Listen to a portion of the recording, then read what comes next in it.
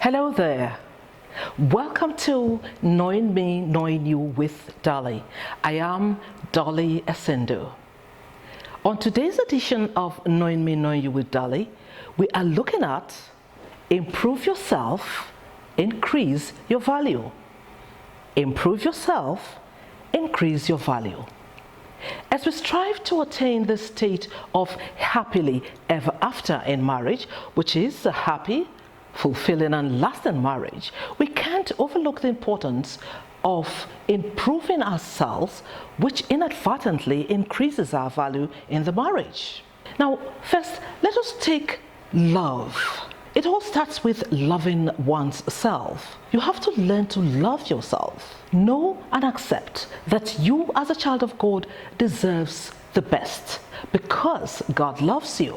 Now, you can't love somebody else if you don't love yourself. You can't love your husband, your wife, if you don't first love yourself. So many marriages collapse because the couples don't even love themselves. So how can you love someone else? Then there is choice. We all have choices. What do you really need or want? Do you truly want a very happy married life? The choice is entirely yours. Are you committed to improving your marriage? You must decide that yes, I am ready for my reality to be different as far as my relationship or my marriage is concerned.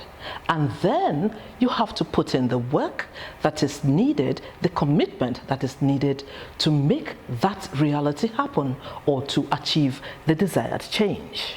So, how do you know when there's a problem? When you as a wife in the marriage starts hearing more of honey, I dey come. He turns around, he picks up the car keys and he says, honey, I dey come. And meanwhile, he's going. In the past, you used to hear more of, oh, honey, let's go out. Helen, honey, let's drive out. Darling, let's just drive around. But this time he picks the key and he says, honey, I dey come. Then it's time to do some personal evaluation. Now, granted that, sometimes husbands may be having an affair or, a secret relationship or a secret life outside, and he doesn't want you, of course, to be part of it, obviously. That's a different thing altogether, which we'll talk about another day. But then, that doesn't mean that you, as the wife, has to crawl into a hole and hide. You still have to check yourself. Sometimes the problem might be coming from your own end, or maybe not the problem. You just need to improve yourself a little bit. So, is he uncomfortable with being seen with you in public? Does he feel embarrassed by you? Why? How do you behave in public? For instance, how do you talk? How do you walk? He goes out with you and you're that kind that you pick up a conversation or people are talking and you just, carry on and on and on. You laugh and it goes, ha, ha, ha, ha. You just have to learn how to behave in public. So that's part of it. Have you added a lot more weight? Sometimes, he may be expecting you to be the way you were when you first got married. Definitely. When after marriage and children starts coming, there is, this change in the body. It's acceptable to a certain point. But when, because you have a baby or you have a toddler in the house, you just, you sit down anyhow, you let yourself go, you don't take any, care about your looks and how you look. And of course, he gets frustrated with all that. So the thing is, wake up, girl. Check yourself. Improve yourself. Get to the gym. Do your makeup if that's what he likes, and improve yourself. Now for the husbands. When you as a husband, you find that your wife declines or starts declining your advances, you also need to check yourself. You try to touch her, and she shies away. Your wife makes excuses not to be with you. You now know that you really will have to work harder, improve at loving her. Because women are emotional beings. They like, their husbands showing love in different ways. We talked about this in a previous edition. But I just want us to remember that. Try and improve yourself in that area. Find out what your wife likes and what she doesn't like. And if you do what she likes, then definitely she'll be all for you. Now, look at this. Before you married her, or in the early years of marriage, you were that very good-looking, shapely, sexy guy. But now, you feel, I've married her. She's my wife. I don't have to look good, for her any longer. That's wrong. And so what do? You just let your stomach hang out there. And then, you return home from work and you pick up, that's your old faded t-shirt, same boxer you wear every day, day in, day out. And of course, she's not going to be attracted by that. So when she starts, feeling somehow, you need to take a second look at yourself. Now, look at you, this young man who used to shave, or well, these days they keep beards, groom, look good. You don't do that any longer. You don't groom yourself. You don't take care of your nails. You don't even bother to brush your teeth at night before coming to bed. So how would you feel? You come to bed, and then you turn over to her and she says, darling, I think I want to sleep. You have to take some time to look at yourself. So instead of being attracted to you, she's now turned off. So you, as the husband, need to check yourself. You need to improve yourself. Lose some weight too. Hit the gym, groom yourself a little bit more. Go easy on the beer. Exactly. Go easy on the beer. Get your acts together. Improve on your looks. Groom yourself a little bit more. Up your game. Now, you as a wife, are you a good hostess? As a wife, can your husband confidently invite his business associates, his business partners, his colleagues, or his friends home to, for a dinner, a meeting, or just, to have drinks and hang around? Can you cook a decent meal that can be presented to your husband's guests, your guests? Because in your home, they are your guests. If you're lucky, maybe your husband is a good cook, then, maybe both of you can work together in the kitchen. But if that is not the case, and most ladies are not that lucky to have men who are good cooks. So if your husband is not a good cook and you have guests coming out, what do? Are you going to go to some restaurant to buy food and come and serve at home? No, you need to improve yourself. You need to make an effort to improve yourself. Now, just look around and you'll find, there are recipes everywhere. Ask questions. Ask elderly people. Ask your mother if you're lucky and she's still alive. I remember, years ago when my producer, who happens also to be my daughter, was in school in the UK, she was making some extra money by, cooking. Sometimes people would call and say, look, can you make a pot of egusi soup or a pot of abono soup or some fried rice for me to put in the freezer? And she would do that, give it to them, and have, enough for herself for the week. So as a student, she was doing that. And I remember sometimes she would call me on phone. I said, Mommy, oh please, remind me, for this Scotch eggs or for this, after this, what was the next thing that I do? And I would tell her. In fact, as a mother, not too long ago, call it a few years back, before my husband, passed on, I learned how to make the original plantain porridge, the KKF, and that's the nickname for it. Now, how did this happen? My husband and I were traveling to Lagos for a business meeting, and then we had a meeting in Benin. So we went by road to Benin, and after our meeting, it was too late for us to, continue our journey. So we went to see a friend, and we were just to visit him and then go to our hotel. So when we got here, he said, no, why you? Please stay with me. And so we stayed on. And he had his mom who was visiting from Yenagoa. Now, when we woke up, as soon as we opened our door and we wanted to pack our bags to the car, this beautiful aroma of a bad plantain porridge, hit my nostrils. And I said, wow. So as we were taking our bags out, Mama, our friend's mother, came out from the room and she said, my pikin, on our one go, we say yes, so. And she said, oh, no, you have to have plantain porridge. It's ready. My husband said, no, because you see, we are driving and it's a long, he said, no, I don't cook and finish. It's ready. So we said, great. So we went by the dining room and she opened the dish and whoa, there was this fresh fish and plantain porridge, beautiful. And we dug in and I tasted it and I said, wow, this is different. I've never ever been able to make plantain porridge like that. So I told my husband, I'm going to ask Mama what, how she did this. He said, well, go ahead.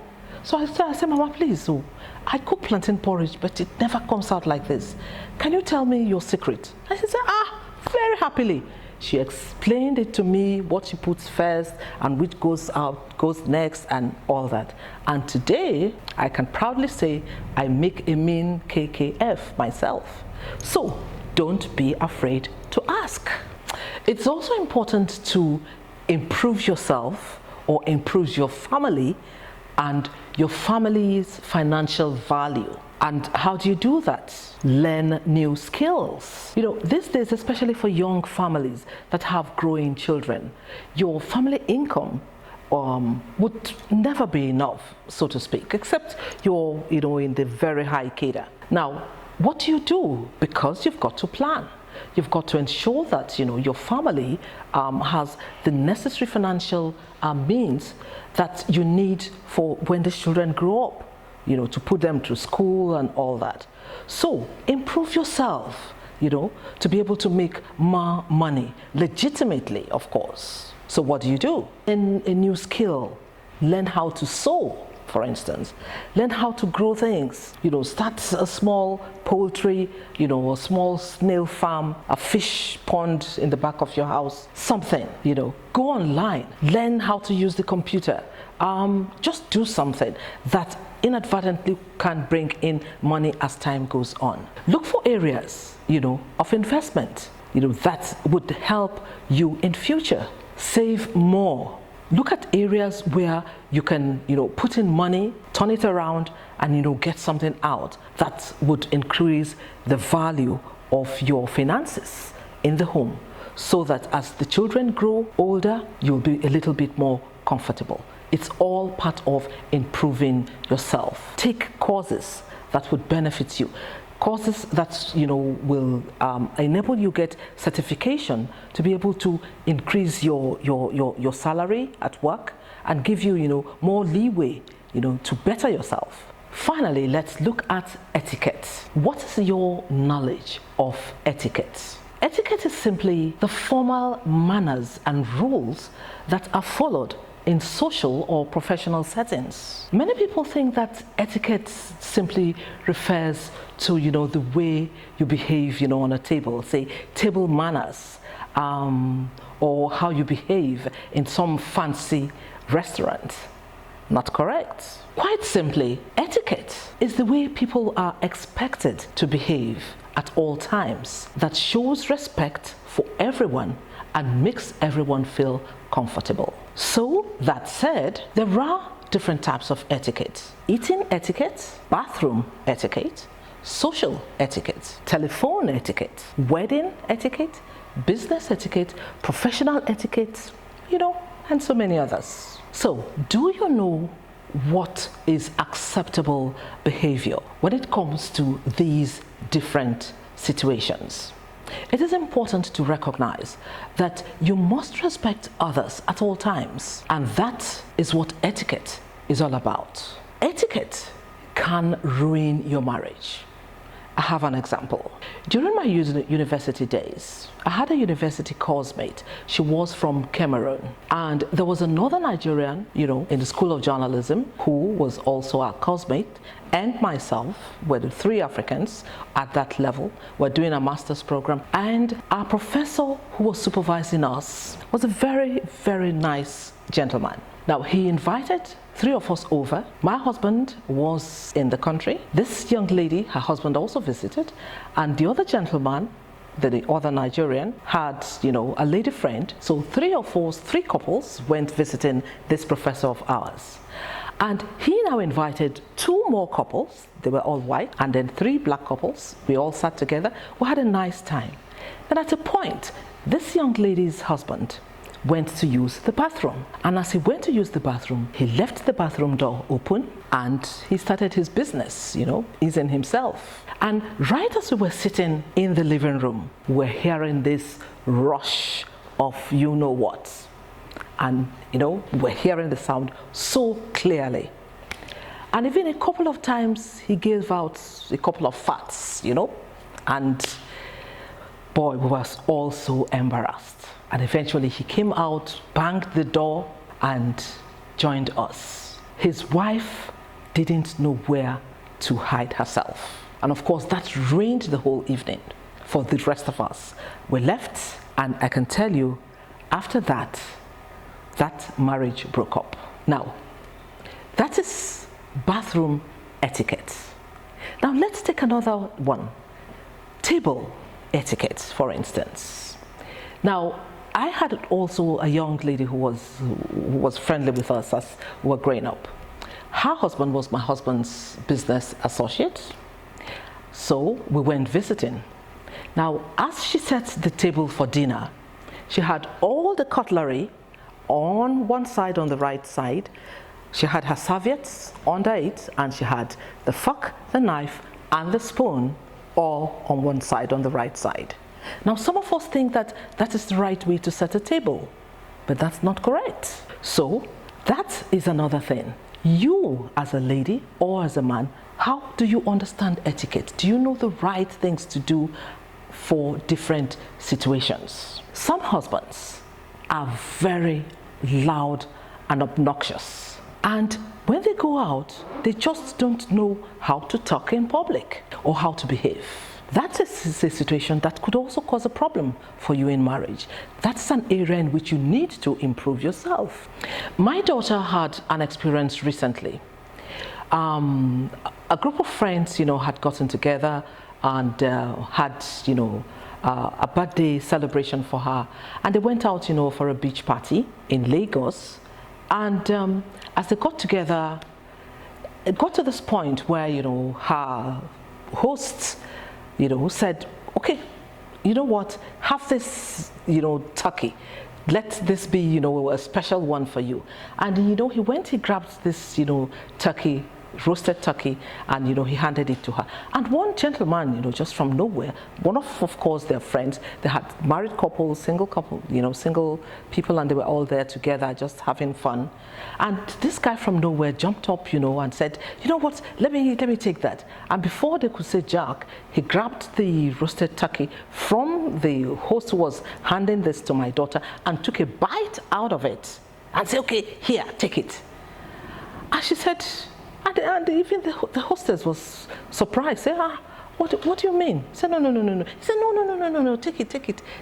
And she said, no, thank you, I don't want it any longer. And this guy was insisting, no, don't take it. And so they had to throw that chunk of turkey away, and they now had to look for another piece and gave to her. And just in the fun to say, oh, happy birthday. Now, can you imagine something like that happening?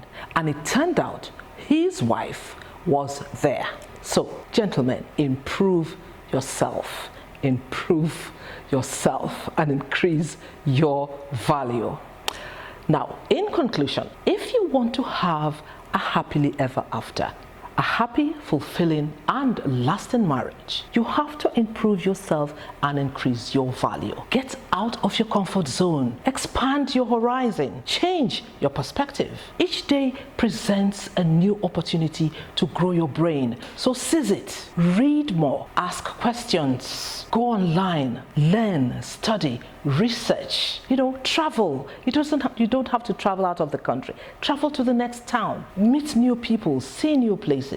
Increase your value, improve yourself, increase your value, and enjoy your marriage. With that, we come to the end of today's edition of Knowing Me, Knowing You with Dolly. Remember, our edition today is improve yourself, increase your value.